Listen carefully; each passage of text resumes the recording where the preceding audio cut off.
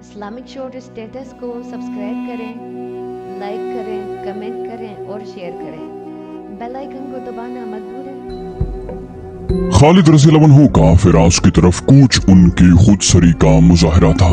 امیر المومنین حضرت ابوبکر صدیق رضی اللہ عنہ نے انہیں صرف فارس والوں سے لڑنے کی اجازت دی تھی۔ امیر المومنین کو یہ بھی توقع نہیں تھی کہ اپنی اتنی کم فوج فارس جیسی طاقتور فوج کو شکست دے گی، لیکن امیر المومنین ایسا خطرہ مول لینا نہیں چاہتے تھے کہ اتنی لڑائیاں لڑ کر رومیوں سے بھی ٹکر لی جائے۔ رومیوں کی فوج فارسیوں کی فوج سے بہتر تھی۔ یہ خالد رضی اللہ عنہ کا اپنا فیصلہ تھا کہ فراز کے مقام پر جا کر رومیوں اور فارسیوں کی ناکہ بندی کر دی جائے۔ خالد رضی اللہ عنہ چین سے بیٹھنے والے سالار نہیں تھے، اس کے علاوہ وہ رسول کریم صلی اللہ علیہ وسلم کے جنگی اصولوں کے شائق تھے۔ مثلا یہ کہ دشمن کے سر پر سوار رہو، اگر دشمن کی طرف سے حملے کا خطرہ ہے تو اس کے حملے کا انتظار نہ کرو بلکہ آگے بڑھو اور حملہ کر دو۔ خالد رضی اللہ عنہ نے اپنے آپ پر جہاد کا جنون طاری کر رکھا تھا۔ جب خالد رضی اللہ عنہ کے جاسوسوں نے انہیں اطلاع دینی شروع کی تو خالد رضی اللہ عنہ کے چہرے پر سنجیدگی طاری ہو گئی۔ انہیں پتہ چلا کہ وہ دو فوجوں کے درمیان آ گئے ہیں، ایک طرف رومی اور دوسری طرف فارسی، اور ان کے ساتھ عیسائی قبیلوں کے لوگ بھی تھے۔ خالد رضی اللہ عنہ کے ساتھ نفری پہلے سے کم ہو گئی تھی، کیونکہ جو علاقے انہوں نے فتح کیے تھے وہیں اپنی کچھ نفری کا ہونا لازمی تھا۔ بغاوت کا بھی خطرہ تھا اور آتش پرست فارسیوں کے جوابی حملے کا بھی۔ خالد رضی اللہ عنہ فراز میں رمضان 12 ہجری دسمبر 633 عیسوی کے پہلے ہفتے میں پہنچے تھے۔ مجاہدین روزے سے تھے۔ مجاہدین کی فوج دریائے فرات کے ایک کنارے پر خیمہ زن تھی، دوسرے کنارے پر بالکل سامنے رومی، ایرانی اور عیسائی پڑاؤ ڈالے ہوئے تھے۔ دونوں طرف کے سنتری فرات کے کنارے پر ہر وقت پہرے پر کھڑے رہتے اور گشتی سنتری گھوڑوں پر سوار دریا کے کناروں پر پھرتے رہتے۔ خود خالد رضی اللہ عنہ دریا کے کنارے دور تک چلے جاتے اور دشمن کو دیکھتے۔ ایک شام رومیوں اور ایرانیوں کی خیمہ گاہ میں ہڑبونگ مچ گئی اور وہ لڑائی کے لیے تیار ہو گئے۔ وجہ یہ ہوئی کہ مسلمانوں کے کیمپ سے ایک شور اٹھا تھا اور دف اور نقارے بجنے لگے تھے۔ تمام فوج اچھل کود کر رہی تھی۔ دشمن اسے حملے سے پہلے کا شور سمجھا۔ اس کے سالار وغیرہ فرات کے کنارے پر آ کر دیکھنے لگے۔ دشمن کے کسی سالار نے چلا کر کہا، ان کے گھوڑے زینوں کے بغیر بندھے ہوئے ہیں، وہ تیاری کی حالت میں نہیں ہے۔ کسی اور نے کہا، وہ دیکھو آسمان کی طرف دیکھو، مسلمانوں نے عید کا چاند دیکھ لیا ہے، آج رات اور کل سارا دن یہ لوگ خوشیاں منائیں گے۔ اگلے روز مسلمانوں نے ہنگامہ خیز طریقے سے عید الفطر کی خوشیاں منائیں۔ اسی خوشی میں فتوحات کی مسرتیں بھی شامل تھیں۔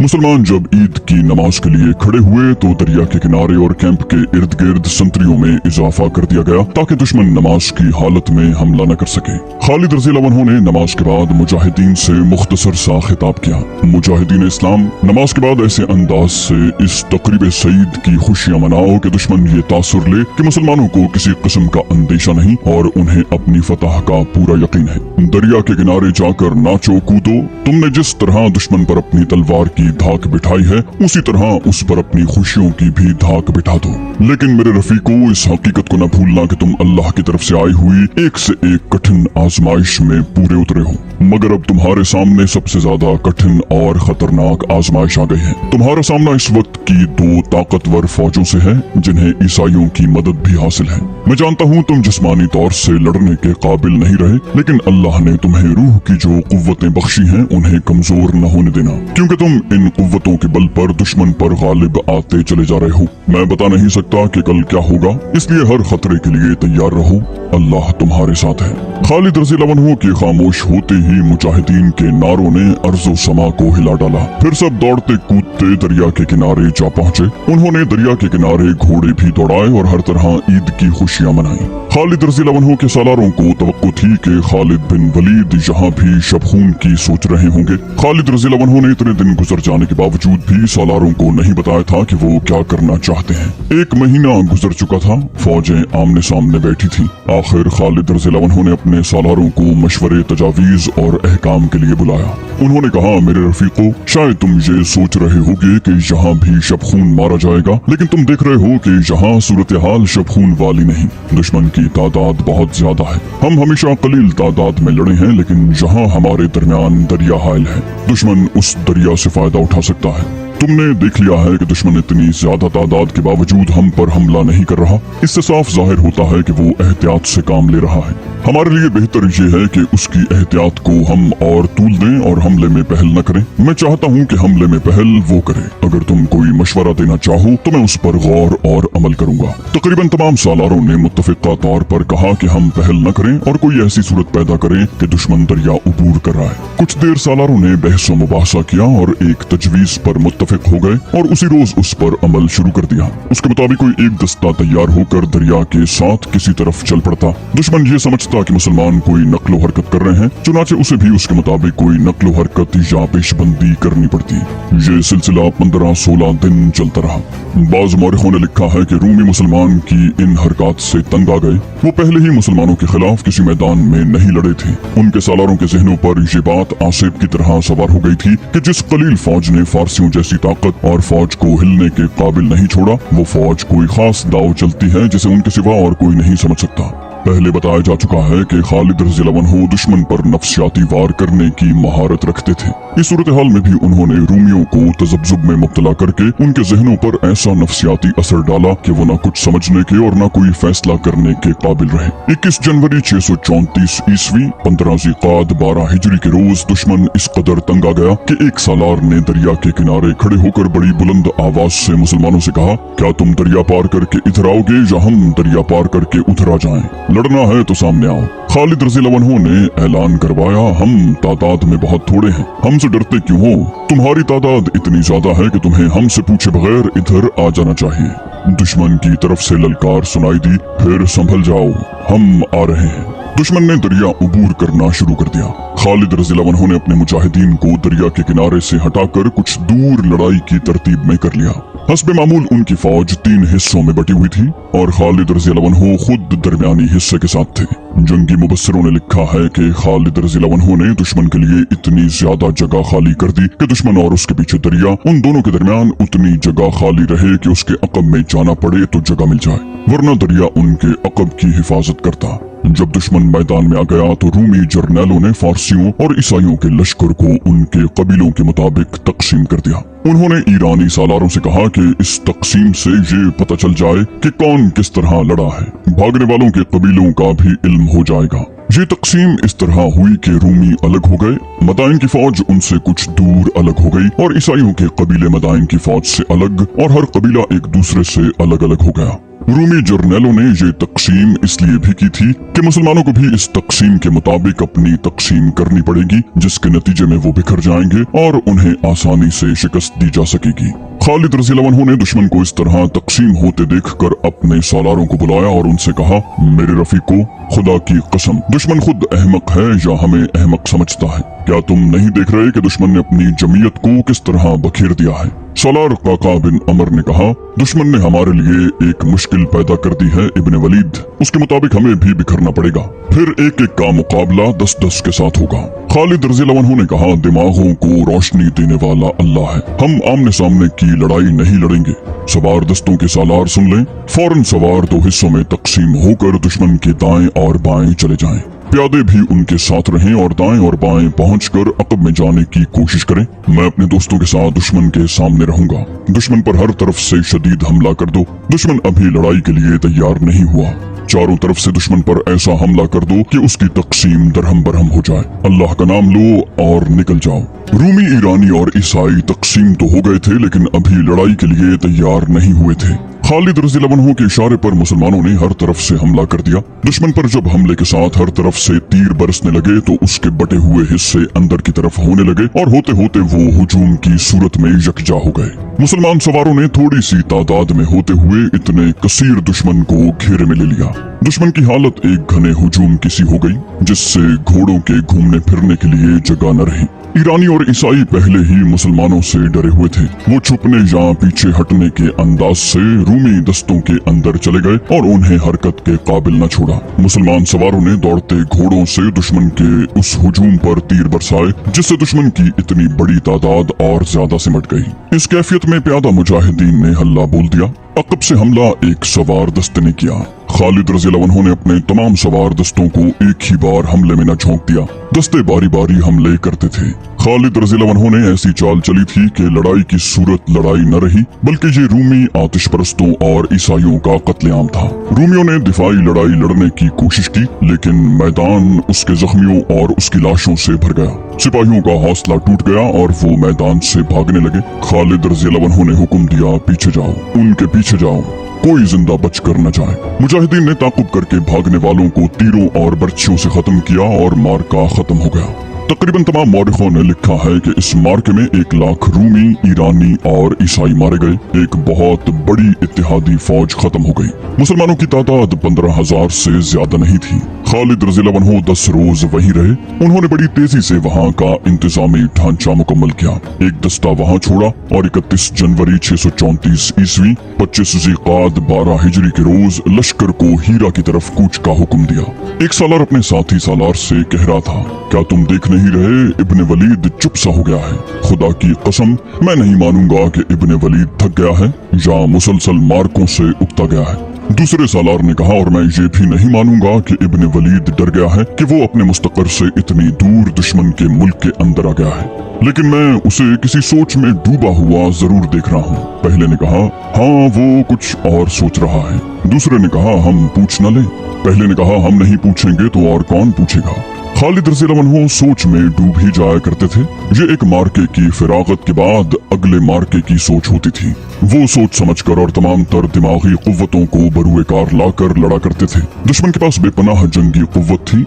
वो गहरी सोच के बगैर अपनी फौज की बर्तरी और इफरात के बलबूते पर भी लड़ सकता था। मुसलमान ऐसा खतरा मोल नहीं ले सकते थे। उनकी तादाद किसी भी मार्के में 18,000 से ज्यादा नहीं थी। उनकी तादाद 15 और 18,000 के दरमियान रहती थी। एक एक मुजाहिद का मुकाबला 3 से 4 कुफ्फार से होता, लिहाजा उन्हें अक्ल और होशमंदी की जंग लड़नी पड़ती थी।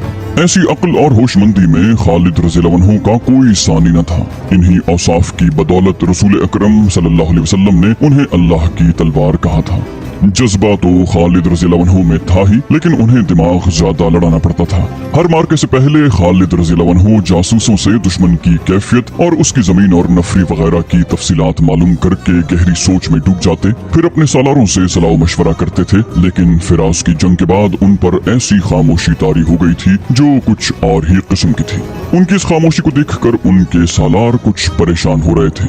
ये फिराज से हीरा की तरफ कूच से 2 रोज पहले का वाक़या है। 25 ज़िक़ाद 12 हिजरी 3-4 सालार खालिद रज़ियल्लाहु अन्हु के खेमे में जा बैठे। सालार काका बिन अमर ने कहा, इब्ने वलीद, खुदा की कसम जिस सोच में तू डूबा हुआ है उसका ताल्लुक किसी लड़ाई के साथ नहीं। हम एक ही मंजिल के मुसाफिर हैं, तुझे अकेला परेशान नहीं होने देंगे। खालिद रज़ियल्लाहु अन्हु ने सबकी तरफ देखा और मुस्कुराए। कहा, इब्ने अमर ठीक कहता है। मैं जिस सोच में पड़ रहता हूँ उसका ताल्लुक किसी लड़ाई के साथ नहीं। एक और सालार ने कहा, कुछ हमें भी बता इब्ने वलीद। खुदा की कसम तू पसंद नहीं करेगा कि हम सब तुझे देख देख कर परेशान होते रहें। खालिद रज़ियल्लाहु अन्हु ने कहा, नहीं पसंद करूंगा।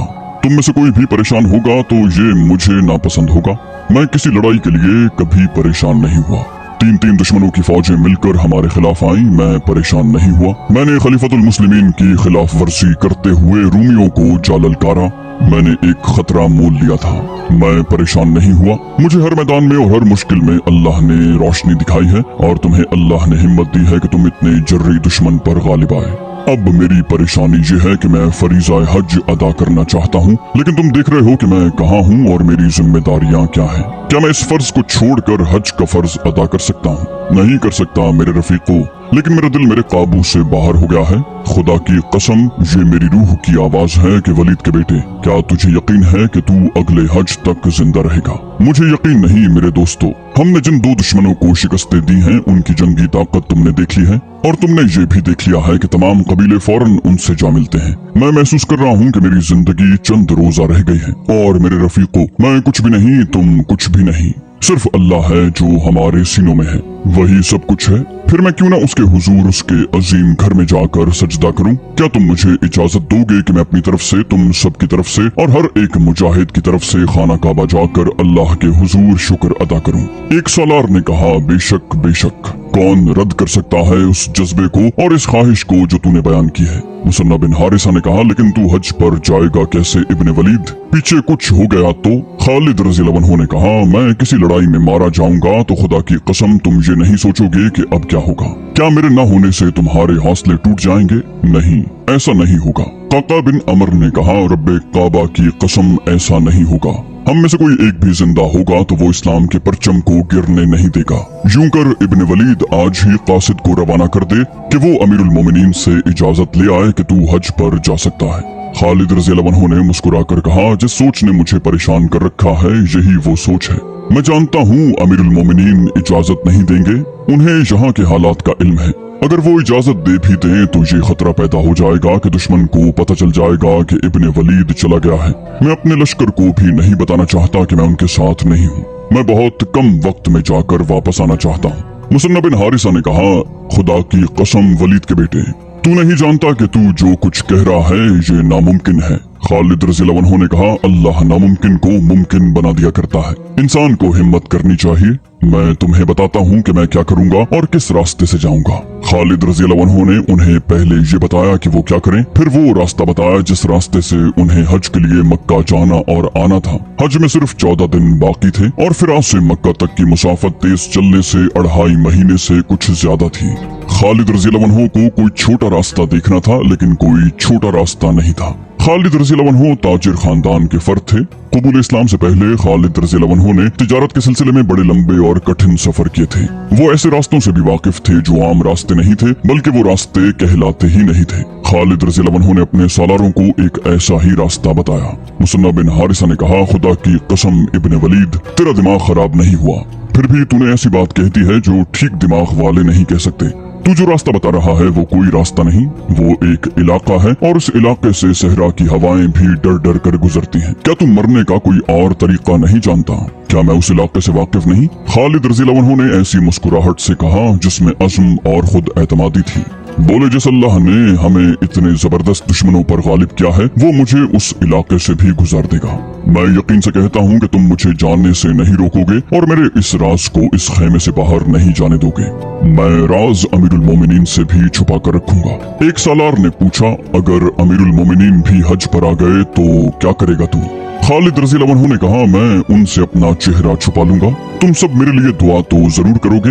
मैं वादा करता हूँ कि मैं इस तरह तुमसे आ मिलूंगा कि तुम कहोगे कि ये शख्स रास्ते से वापस आ गया है। ज्यादातर मौरखीन खुसूसन तबरी ने ये वाक़या बयान किया है कि खालिद रज़ियल्लाहु अन्हु ने 12 हिजरी का हज किस तरह किया, उन हालात में कि उनकी टक्कर फारिस की शहनशाही से थी और उन्होंने रूम की शहनशाही के अंदर जाकर हमला किया।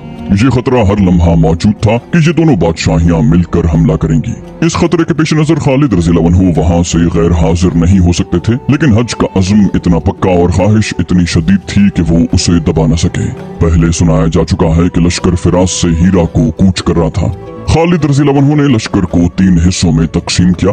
एक हिस्सा हिरावल था, दूसरा उसके पीछे और तीसरा हिस्सा अकब में था। खालिद रज़ियल्लाहु अन्हु ने खास तौर पर ऐलान करवाया कि वो अकब के साथ होंगे। लश्कर को हीरा तक पहुंचने की कोई जल्दी नहीं थी।